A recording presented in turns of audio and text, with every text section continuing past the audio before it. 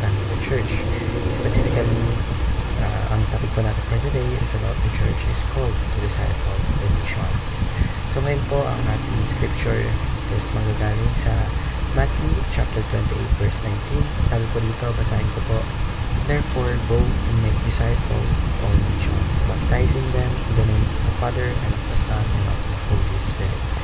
Ngayon po, tayo po ay dadako na sa ating katuruan. Para sa ito, meron tayo tatlong katuruan. Simulan po natin. Una po, the church is mandated to disciple all ethnic groups. So, ang church po, it is called to engage with every culture or every group of people.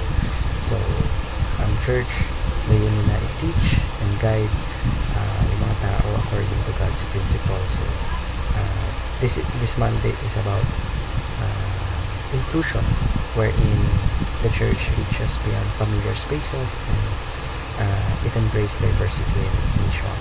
Ikalawa, the church is not meant to be few in number or a minority. So the church, naka-design po yan to grow and to expand yung influence na sakop ng church.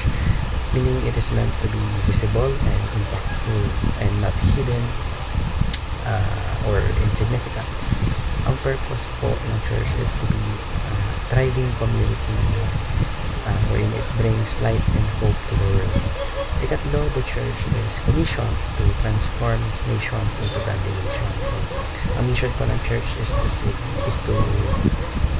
shape societies, systems, and cultures into ones that nag-reflect or nakikita ang mga values na tinuro sa atin ng Diyos. So, it is an active agent of change, influencing nations to pursue righteousness and God justice. So, para po sa ating application, paano po natin na-apply ang tatlong katuruan na ito?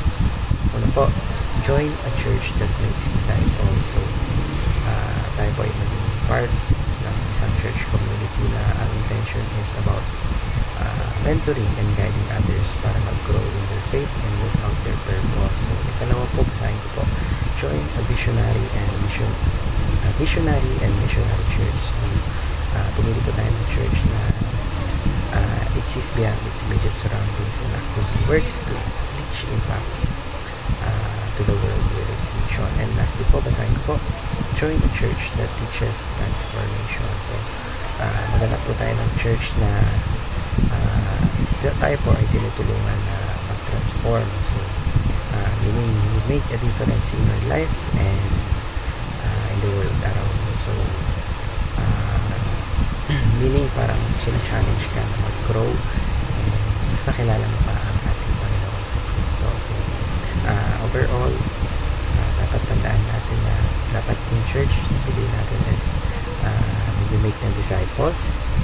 Next is a visionary and missionary church, and lastly po is join a church that tinuturuan tayo